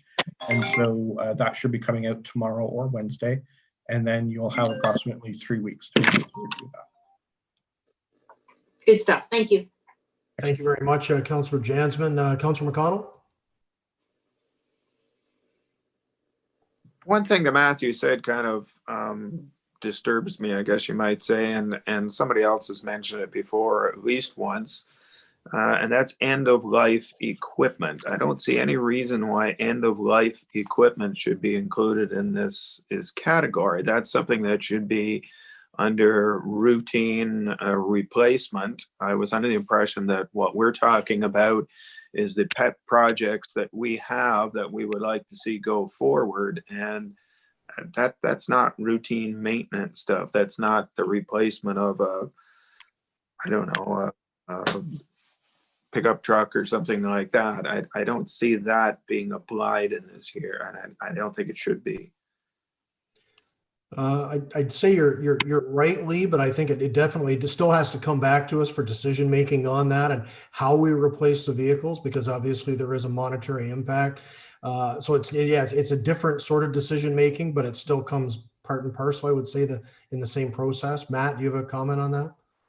Yeah, I think very much we'll separate it out and say, I think this is, from a staff perspective, we now have to replace this item. And so therefore, is there an endorsement by council to do so?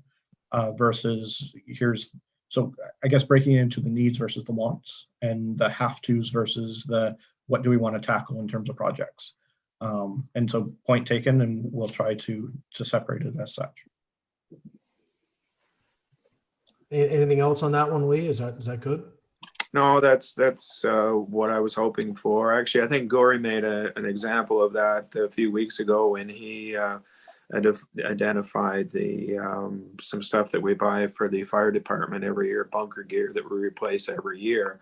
it shouldn't be on our wish list because it's just something we do every year. It's always there.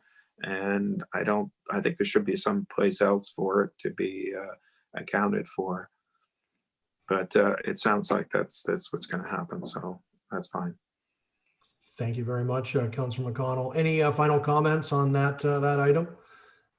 Okay, seeing none. So we're leave off there for 2 weeks. We of course have 2 more items coming back in environmental, and I actually scrolled past that. Now I can't remember the second. What's the other topic for February 1st? Water and wastewater. Water and wastewater, of course. So that'll be back to us in 2 weeks. So we'll leave off now, and thank staff for that presentation tonight and putting those numbers together. And we look forward to a little more information on the capital. And I just would urge everyone, as Councillor Jansman did mention again, let's try to look at it tactically rather than just pick those pet projects, because I think we need to focus strategically on that. And I think we can get some good stuff done as long as we look at it that way, rather than, divide what is always in the end a limited pool of money to try to dole out to all our projects. So I think there's some good things coming back. So we'll look forward to getting that added information from staff in the next few days and that's being scheduled to be brought back. Is that February 1st as well, Matt, or is that the meeting after? Is that the 15th? So the capital will be February 15th again, and the rest of the operations budget will be on the 1st. Great. Thanks so much for that. So we'll move on to 12.4, staff report 09-2021 animal control bylaw. The recommendation does read that council receive this report for information and direct staff to bring forward the revised animal control bylaw to the council meeting of February 1st, 2021 for final review and consideration. I'm going to hold on that recommendation, bring that to a mover and a seconder right now, because I'm not sure where the discussion is going to lead on this, because I know we had some slightly differing opinions on a few items on this when it came to us last month for the first time. So I'll turn it over to Sean. You're going to take it away to begin with here and review what some of the tweaks and changes were made to what was brought to us at our last meeting when we looked at this item. We certainly will try, Mr. Mayor. Through you, Mr. Mayor, this is, as you mentioned, a follow-up to the report that was delivered on December 7th. The report was sent back with staff involving numerous things, including the fact that we hadn't addressed cats at all in the report. We also were asked to change the unclaimed animals not being euthanized after 72 hours. And then we were also requested to put it out on our social media to see what sort of feedback that we would receive from the public. We did that, and of course, some of the things the public was very much in line with council. In fact, I was actually pleased that council and the public really were hitting on the same points in relation to it. In fact, I found that there was more things in common than there was. It wasn't like I had totally two different sides that it was tough to bridge. Some of the things that came from the public, including the rules regarding the keeping of cats, was feedback regarding the fact that they thought cats should also be mandatory regarding a pet tag, and universal support, including from dog owners, requiring leash requirements for dogs not on their own property. Some of the things that were a little more difficult, some people wanted to get right into the type of leash and everything else. I preferred to stay out of that, simply because you never know what's coming new. I wouldn't be surprised in the next 5 years if you don't have a collar on your dog that doesn't allow it to get more than, and I'm going to use a number, 10 feet away from the person that has the little thing on their belt, right? Like it would be wireless and stuff like that. I thought it'd be tough to really define it, to make sure that it would, match all the things that could come out in the future. In generally, I did receive quite a response for the dog park also, especially on the phone calls that they thought that the dog park should be going ahead. About the only place we really had a little bit of a divergence between well, even a little bit on councils, the exact number of pets. I got everything from there should be, you know, a minimum of one per person in the household up to, you know, no limit whatsoever. That was suggested as well. And that's probably where I would say most of the discussion for council may end up focusing on tonight, is trying to decide exactly what the maximum number of pets per household in general should be. Everyone hearing me okay? Yeah. Okay. Yeah. I just worry with this thing that you're going to end up talking and there's no one there all of a sudden. We did make changes to the bylaw to address the euthanasia. A change is being put forward that any animal that goes unclaimed after being seized will be put up for adoption with a rescue organization instead of being euthanized. As you can see, we have added, where appropriate, the rules that apply to both cats and dogs. So no one's supposed to let an animal run at large. They won't let them trespass on private property. I realize with cats, that may be a little bit more tough to enforce, but at the same point, it does give us the reason why we may put out an animal containment system on someone's property if they felt an animal was constantly coming on that wasn't theirs. Again, though, regardless, they're responsible to make sure the animal's under control. Again, this stuff doesn't apply to proper work dogs and guide dogs and stuff like that. Like I said, I think we did a pretty good thing. No animal's going to be swimming at the public beach. I mean, I've certainly never seen many cats there swimming anyways, but I've certainly seen more than my fair share of dogs that I've chased off it. But at the same point, even if a cat wanted to, it wouldn't be allowed to. So, also, one of the things that was added is, and not that it gets used often, but if we end up with a dog that's extremely aggressive, we do have the right to order a muzzle. In this case, if we had a cat that was extremely aggressive, we could order it that it be caged when it was outside.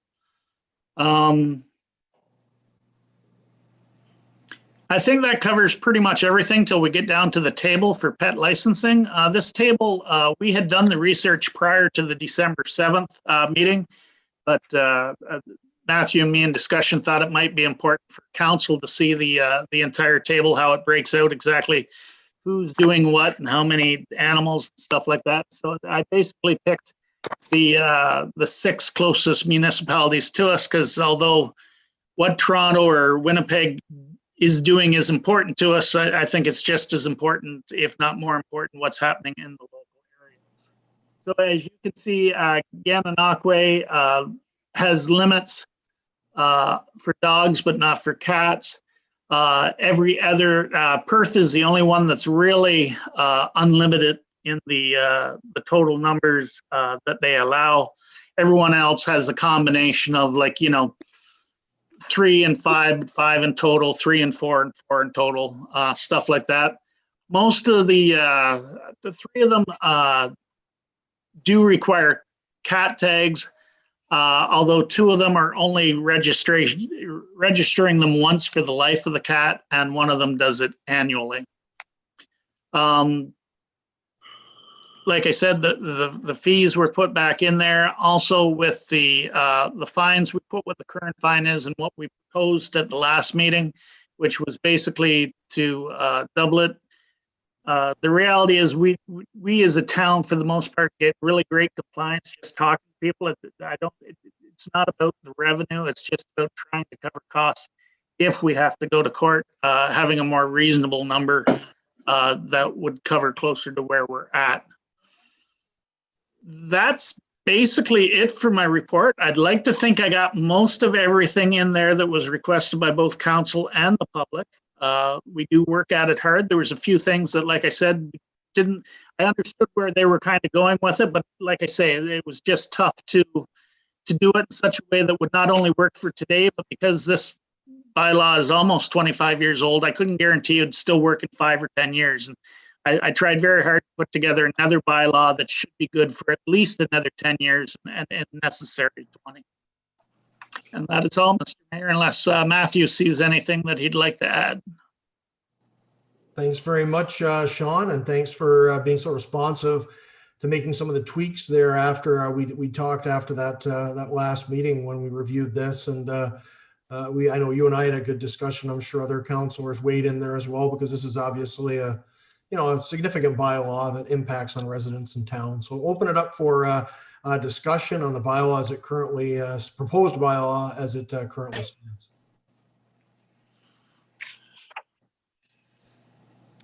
Councilor Burton, please. Then Councilor Shankar. Thank you. I'm definitely still on the fence about limiting how many dogs and cats. I think it's one of the comments and emails that we got.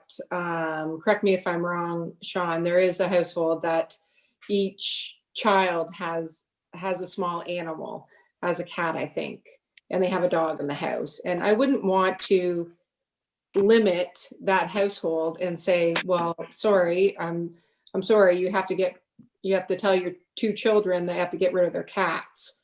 That's not, I think, up to council to decide. And personally, I wouldn't feel right in doing that.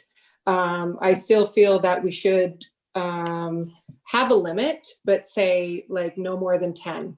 And then people can decide, like if they want a couple dogs and 3 cats and I don't know, guinea pig or whatever, that's something that I'm pretty passionate about. And licensing of cats, I think it's important for the safety reasons. We see all the time on Facebook and social media that people are losing their cats or their dogs. And wouldn't it be nice if your little cat had a collar on it and said, please return to 165 Smith Street, whatever. I'm just throwing Smith. I know we don't have a Smith, but I think it's for safety reasons. I think it's a good idea, but definitely not limiting the cats and the dogs. Thank you. Thank you very much, Councilor Burton. Other comments, questions? I think Councilor Shankar, did you have your hand up? I'm sorry. Yeah, that's fine. Please. So I like Sean. Good job. Good job making the changes. Not easy, there's a lot of public feedback which we got. My only question would be, we have a maximum of 3 dogs per house, a maximum of 4 cats, but then a total of only 4. I think we got to raise that total. Like, I'd probably be happier with just 6. Then either keep it at 6 and then grandfather some of the people that already have more than that. But they should let us know, right? So that we can grandfather in so they don't keep increasing every year. And I'm fine with I know there was some discussion about, making it a little more affordable for the cat owners, but if we want to treat cats and dogs the same, maybe we just keep the prices the same for both. So I think it is a good idea. I know a buddy of mine, Phil Patterson, is looking for his cat, and I'm sure if there was a little tag on that, we would have found that cat by now. So anyway, I'm all in favor of this proposal. Thank you. Thank you very much, Councilor Shankar. Other comments, questions? Councilor Ostrander, please. Then Councilor McConnell. Good job, Sean. I'm not a big fan of having more animals in the house than there is people, but I guess some of the places that have gone to 7 and 8 are gone to basically two animals per person type thing. What you recommended is fair. It requires some enforcement and some watchful eye as well, but it's a little more manageable than some of the other places have attacked. Like I said, I'm not a big fan of 10 animals in the house and 3 people or something like that. So I think you've come to a reasonable middle ground answer to those problems. So no, I'm in favor of what you have here. Thank you very much, Councilor Ostrander. Councilor McConnell, please.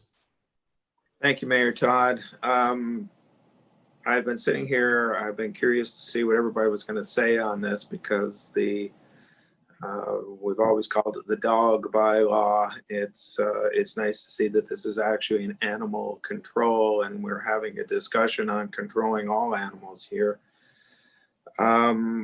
Personally, I don't think it should be our business how many people or how many dogs or how many cats people have if they're in their home.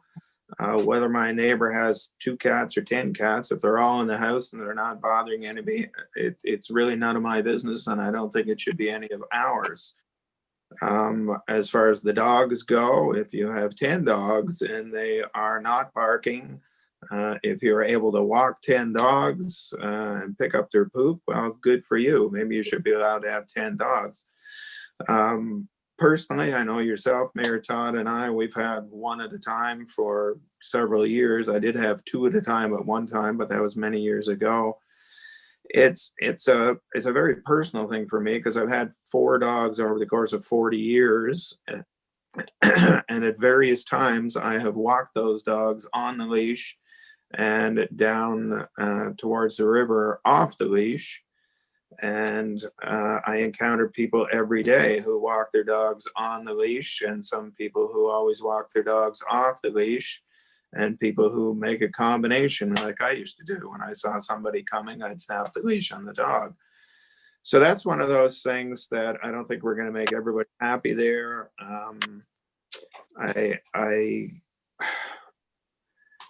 I'm kind of torn on that one, because I do realize that if you don't like a dog and you see a dog running towards you, it can be scary. I mentioned I've had 4 dogs. All 4 of those dogs have been attacked by other dogs that were running loose, and one of them had to go to the vet, and it cost me a bill to have her looked after, and there was pain and suffering for my dog. But on the same token, my dogs have been walked on and off the leash and really haven't caused any problems. So there's 2 sides to that. I guess I can live with the leash bylaw, though. I think the reason that we have to look at is why we have dog tags or pet tags or cat tags or whatever you want to call it, is really to pay for our department that looks after that type of thing. If we didn't have a department that looked after dogs and picking them up, then why would we need dog tags?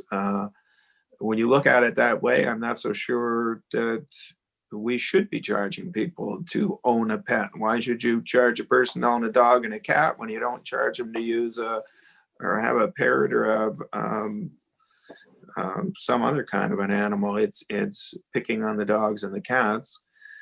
I do believe that it is time, and I hope we finally go through with this rather than letting it slide like we have in other terms, that we do license cats. I don't see any reason why a cat should not be licensed if you license a dog. And I have nothing against cats. I'm allergic to them, so I can't have one. But my neighbor across the road has a very nice little cat that sits and looks out the window at me. I feel sorry, quite frankly, when I get up in the middle of the night at 2 o'clock in the morning to get a drink, and I look out and there's some poor little cat sitting in the middle of the street. And it happens all the time on a cold, cold night. And I have to wonder, where do you belong? Obviously, nobody cares about you. If that's the case, cats like that should not be out at night. If you own a cat, you should be looking after it the same as you look after a dog. It's a house cat. You should not be letting them out, run around, destroying people's property. Neither should you be letting your dog run around, destroying people's property. But I walk a lot, and other than in the river area where people are walking their dogs off the leash, I honestly can't remember the last time I saw a dog running loose, but I can't walk 3 blocks without seeing half a dozen cats wandering around. So I think it's time that the fairness come into the picture, and I think we should license cats. A dog park has been mentioned. It's been on our list for many, many years. As a matter of fact, one of the people that wrote into us mentioned the dog park in the north end of town, which I had to kind of chuckle at, because I think what they were referring to is the fenced-in soccer field that a lot of people have been using for a dog park, which isn't actually the dog park. So I think it's time we get off our butts and actually made a dog park somewhere. It's not something that I would ever use. I'm a dog walker, but there are a lot of people out there that would take a dog to a park, let it go, and let it run around. So I think that option should be available to them. So I'm pro and con on the whole thing. I probably would go along with it pretty much the way it's written, though, because I think it's better than what we have now. Thank you. Thank you very much, Councillor McConnell. I've got Councillor Jansman up next. Then Councillor Young. Thank you, Mayor Todd. I was kind of sitting back wondering a little bit too, like Councillor McConnell, just to see what people's thoughts were. I have been a cat owner over the years, not currently, but that says any animal shall not run at large. That's pretty much impossible if you own a cat, unless you, like, C refers to a cat being on a leash. My neighbor does that, but she is very, very unique in putting a cat on a leash, especially if a cat is an older cat. Is just not going to happen. And so the fine for that is $110 to have your animal run at large. And every cat owner, for the most part, will go nuts with that one, I think. Number B, I was just actually, Councilor McConnell brought up a good point. The informal dog park that we have is on private property, as well as places like the golf club. So I'm wondering, you know, a lot of people do take their dogs and run them on those two pieces of property. So I'm thinking that might have to be somehow considered. And then the last one was the one, actually it says, yeah, a cat may be ordered to be caged when off the owner's property. It's just like we're gonna have, I'm an advocate of tagging cats. I've been mentioning it more than once over the years. That I think the cats should be charged and tagged, and because they do cost the town, you know, administration, and they do cause, some do cause havoc and blah, blah, blah. But yeah, the running at large thing. And my final point is number 10 for the fines, Sean. I think maybe number 10 should read private or public property. And another consideration, I was speaking with a resident, actually two things, enforcement. I liked the one comment that we all received, I believe, saying, you know, if it's not enforced, if it's just on complaint base, like our enforcement is, then it's just going to, it's not going to really make not any difference, but it's going to just encourage dissension amongst community members. That's the quote that I was looking for. And then I thought maybe an alternative to having, you know, we could ask for proof of cats being spayed if they are found running at large. At least then they're not going to create, you know, litters somewhere. And that's it for me. Thanks, Mayor Todd. Thank you very much, Councillor Jansman. Councillor Young, please. Thank you, Brett. I was in favor of stating a number for the number of animals that would be allowed per household. I'm not sure what the number would be, 5, 6, 4, whatever. I don't think we're doing that for the household itself. I think we're doing it for the neighbors. And if the more animals that are in the house besides you, probably the more issues you're going to have with them and the more calls you're going to make to bylaw enforcement. I did not consider the point that Leanne raised about young children each having their own pet, and the way around that would be to grandfather that particular family or any number of families that have a situation like that. Tags on all pets, perhaps it's time. More and more municipalities are doing it.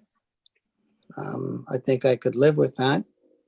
I do have a question for Sean. Do we know how much it costs to insert that chip underneath the skin of an animal? How much does that cost? Do you know?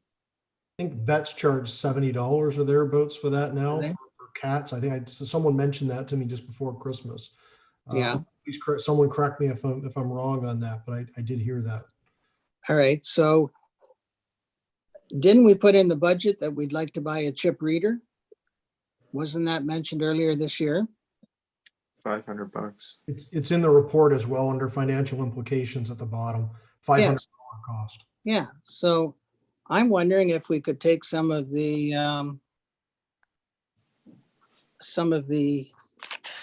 money we receive for tags and help people pay for that $70 at the veterinary. You know, whether we could put in $20 towards the $70 charge, something like that, just to encourage people to put the chip in their animals. Just a thought. Other than that, I'm okay with the bylaw. And point out that even though we are doubling those fees, which sounds like a huge increase, and it certainly would be if we get charged, if someone gets charged. But the fees have not been adjusted since 1994, I think it was, Sean. So things have gone up since 94. Okay, thanks very much, Councillor Young. So we can get through this at some point tonight. Let's just try and break it down. I guess the first comment would be on the licensing of cats and the provisions that are in here. So that dog cat question with regards, is it fair to make them essentially equal under the new bylaw with regards to licensing and so forth? Is everyone okay with that? It sounded like most of us were, but am I reading that correctly or incorrectly that we can agree on that one, that we will impose a cat licensing program based on the recommendation and the current wording of the bylaws? Everyone okay with that? Well, I think it refers to any pet. Yeah. More than, I mean, even more than cats and dogs. Yeah. Are we, sorry, I'm wondering if I read that correctly then. We're only referring to dogs and cat licenses, so I'm assuming we're not licensing gerbils and whatever else. So it is just dogs and cats, right? I just want to make sure I'm absolutely clear on that. So Ray, yeah, we are just looking at dogs and cats. So is everyone okay with that? With regards to, because the big addition is, of course, the cat licensing. Not hearing anybody object to that one, so we can. No. Ray, did you? No, I wasn't objecting. I was wondering if you were asking for a vote. That's all. Yeah, no, I just, so we'll try to combine this all into one motion if we can when we get through this. Lee, did you have a comment on the cat question there? A question, Brad, if I may. Let's assuming a cat or a dog is picked up without a tag. It's taken to the pound in Brockville, I presume. What's the cost to the owner of the animal? Is it going to be whatever the fine is, plus the cost of a dog or cat tag, whatever you want to call it? Is that what the it's going to cost the person to redeem the dog. Sean, please. Sorry about that. Or It's cutting in and out. I think I've got a bad connection, but I think I got everyone's, I figured it out for the most part. We do have a pound fee that's included in any animal control contract that we have, that the person has to pay, that's on top of the court fee. But in fairness, in the last 3 years, any animal we picked up so far to date in the last 3 years, we don't charge it. For the most part, if we can find the people fast and quick and it's only a day or so, it's just been eaten as part of the service that we provide. But there is a thing that says technically you could be charged this amount per day, in the animal control, in the pound contract. But assuming they don't have a tag, they're going to have to buy a tag. Yes, we always make them get a tag once we know. And like I said, for the most part, most people call. And even with the chip reader that Councillor Young brought up before, we will be checking for the chip, whether we know there's one in there or not, whether or not there's even a tag on it. The chips work really nice, except that they got the same problem that the tags do. If you move and you don't change the information, it's still tough to get it back to them. And that's why the bylaw says you still have to buy a tag, even if they're chipped. It's just another thing that helps you. That all clear, Councillor McConnell, or anything further on that? Yeah, no, the only thing I was thinking is I read somewhere, or somebody told me, or maybe it was Sean, I don't remember, that if your dog is running loose and picked up, 85% of the time the dog gets redeemed. If it's the same thing that happens to a cat, 80% of the time it doesn't get redeemed. So the shelters seem to fill up with cats, and given the number of cats I've seen wandering around town, that could very well be what happens here. Thank you very much, Councillor McConnell. Good observation. But okay, so it sounds like we're all okay on the licensing provision with regards to cats. That's obviously one of the, if not the biggest change, it's certainly one of the biggest changes to the new bylaw. So it sounds like we're all good on that provision. The other one, I've specified 4 here, but please correct me if there's anything else. The other one is the leash provision. That's been added now, so it's no longer care and control of the animal on a leash. So there's a little more teeth there with regards to having to have the animal on a leash in public situations. Obviously, there's a bit of an issue there with regards to the fact we don't have the dog park yet. I'm assuming we will have more information on that as we move into this year, because there's obviously potential to add something like that to the new recreational facility back in the north end when we get that. All fingers crossed that we'll be clear to proceed on that sometime in the next, hopefully next few months, but certainly this year. So I think we're gonna have to wait a little bit on that. So that's the only kind of controversial part of that, is we'd be mandating leashes while not having a formal location. Is everyone okay with that, with the leash provisions? I know Councillor McConnell did mention a couple of qualms there, but is everyone okay with that? Councillor Jansman? It does say animal though, Brett. It doesn't say dog. So Yeah, it's suggesting cat to be on a leash. Yeah, and that's the whole point about not allowing animals, period, to wander on their own. And so that is a definite question here. But I mean, if we're going to let the cats continue to wander, obviously then you're getting into a dog versus cat situation again with regards to treating the animals differently. And I know there is that.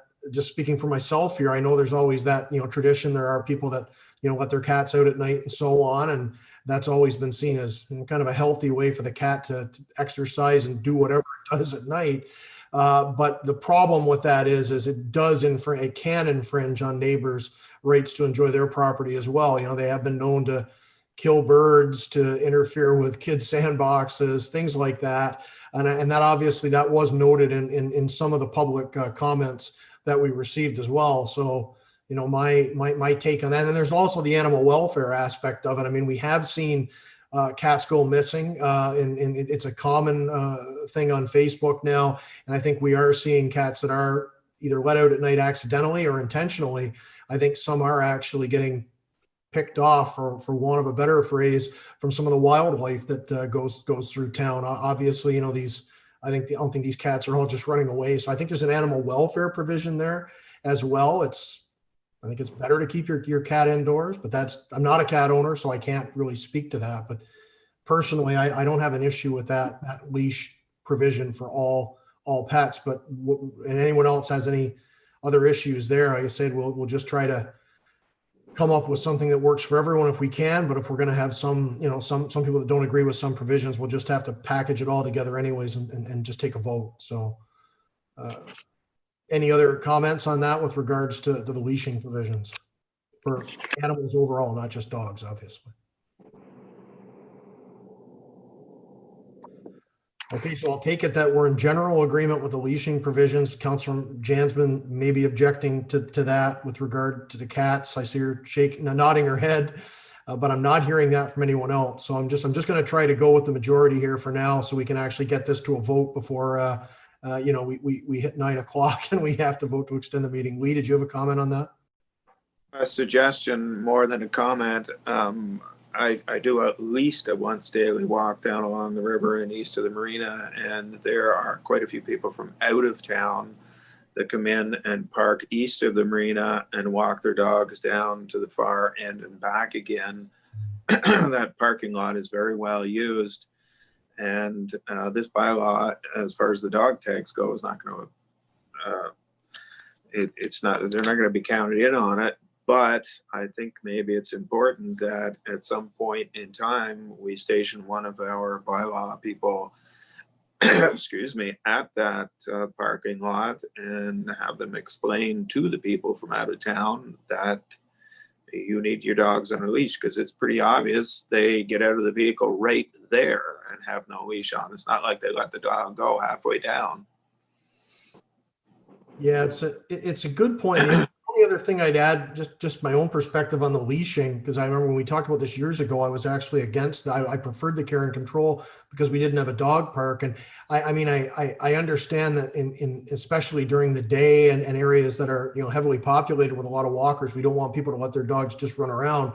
But I've been walking down there every day for the last almost 2 months now, and there's at least one gentleman that I know of that takes his dog to the middle of the area down by the Heritage Trail and plays with his dog off leash. And there's no one around. I'm sure you've seen him as well, Lee.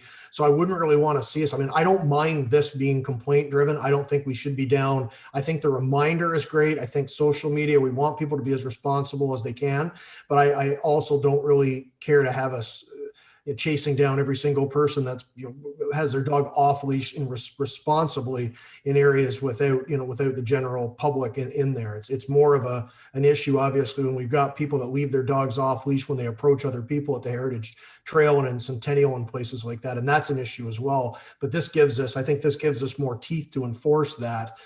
Because then there's never any question about care and control. It's a straight leash ordinance. So if that makes any sense. Sean, do you have a comment? Yeah, the only thing I'd like to say to that, I don't see enforcement changing a whole lot. Like, the thing this does right now is it takes away the excuse, because we'll occasionally go down there and we'll find someone, like you said, they get out of the car and they let the dog go as soon as they go, and they never had a leash with them when they got out. This here, at least, no, you got to have a leash on you. If you didn't have a leash on you, don't get me wrong. Someone lets the dog off for 10 seconds and there's no one around them for 200 feet, including me. No one really cares about that. The problem's when they get out and they're not being responsible and they use, well, they're under my control, so it's fine. And it gets really tough to prove, whereas a leash is real simple. You either had it or you didn't. And if you didn't, and there was an issue, we're going to deal with it. So like I said, I think it's a nice compromise all the way around. I still think we need a dog park. I agree with that 100%, and I hope we have it before the end of June. But one problem at a time. Okay, so in terms of leash provisions, I'm not hearing anyone else with strong objections to that, aside from Councilor Jansman with regards to cats. Are we okay with that? We can move on. Alrighty, so next one I just wanted to mention was the schedule of fines. because that's obviously increased pretty dramatically. But again, I think it's 1994 since that's been updated. But I did want to mention that because we are doubling the fines here. And Sean has mentioned about cost recovery when we have to deal with pound fees and so on. So everyone okay with the new schedule of set fines that'll be going into this bylaw as an appendix, I'm guessing? So we're all okay with the fines? Okay, so the other one, of course, is the number. That's the last of the 4 items that I've got that I think could be potentially contentious. And this one, we've had different comments on the number of pets in the household, actually cats and dogs in the household. We're not looking at licensing anything else. We're talking just dogs and cats. And the number as proposed in the bylaw is 4 total. It's maximum 4 dogs and cats combined per household, maximum 3 dogs licensed on an annual basis, maximum 4 cats, and of course the maximum total per household is 4 dogs and cats based on those provisions. We've heard different arguments back and forth with the number. So I'll start off. I see Councillor Young's got his hand up. So what are we going to do for a number here, right? Grant, it's just that the current bylaw is 2 dogs and 3 cats. So if someone is obeying the current bylaw, they have 5.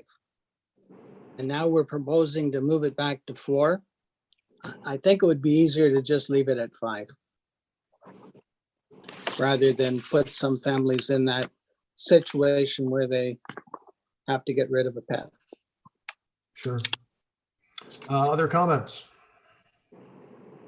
Leanne, please. Then Lee. I'm still sticking to like no more than 10. I'd be happy with that and grandfather those residents that have a number of pets and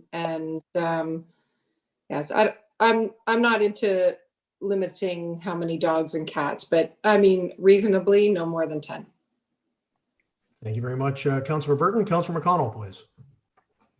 I don't think it matters how many people have. We have a provision here. It says an animal shall be considered a public nuisance if the animal persistently barks or howls, screams or meows to the point that the animal interferes with the normal enjoyment of another person's property. So you can have 1 dog next door that is continually barking, 1 cat that is particularly howling outside your bedroom window at night, and I've had both of those things. Or you can have 10 dogs next door and 10 cats that are inside animals, go out one at a time and don't bother anybody. It's up to the individual owner to look after their animals. We have a provision in here that speaks to that point. I just read it, so I'm against putting a limit on the amount of pets a person could have. Thank you, Councillor McConnell. Other comments? Everybody must have a number or an idea here, so let's just throw them all out and see what sticks. Councillor Shankar, please. I really liked what Councillor Young said. I agree with him. 5 and a grandfather clause. That would seem to hit most of council. Thanks. Thank you very much, Councillor Shankar. Councillor Ostrander, please.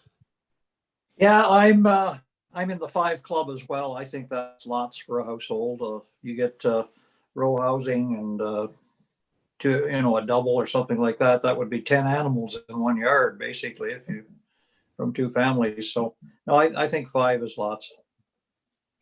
Thank you very much, Councillor Ostrander. Councillor Jansman.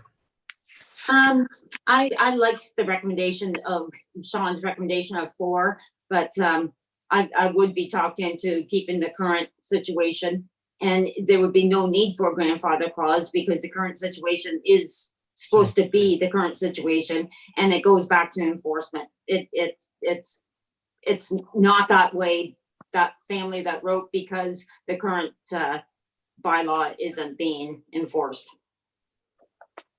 Okay, thank you. Thank you very much, Councillor Jansman. That's everyone that's commented on that one. So I agree with the 5 as well. I don't want to tell anybody they can't have extra dogs, cats either, to be honest, because I certainly understand how Councillor Burton's really made that point and made it well, especially now with COVID, people at home, and people are definitely buying more dogs and cats right now if you're in the market for a dog right now or haven't looked for a while, you'd be awfully shocked at the price across the board. But I just come down to, as Ray mentioned about the neighbors, I think that is a concern, even while, as Councillor McConnell mentioned, the provisions are there to deal with this when there is an issue. But it's an animal welfare question, I would say, sometimes. And I think we should have some sort of number there just to make sure that people are properly looking after the animals in the household, whether or not it's infringing on the neighbors or not. I think a number there keeps people to reasonable limits, because we do have people that sometimes maybe take on fosters and take on more than they can actually handle. And that's what we do wind up in situations in countrysides and so forth. You will see this on occasion, and it does come down to animal welfare. So that's, to me, it's one of the bigger reasons why some sort of number would be advisable. So it sounds like 5 is the majority here. So I'd like to go ahead with maybe the motion based on that. But Councillor Young, you got a comment? I have a question for Sean. A few months ago, Sean, we approved a temporary shelter for dogs. And I think we had a maximum in that, I guess it was a bylaw, wasn't it? To allow the young lady to look after dogs. How would this bylaw affect that numbering? It would increase it, would it not? It would increase it slightly, because the wording of the bylaw says that she'll not have any more animals there than what's currently allowed under the current animal bylaw.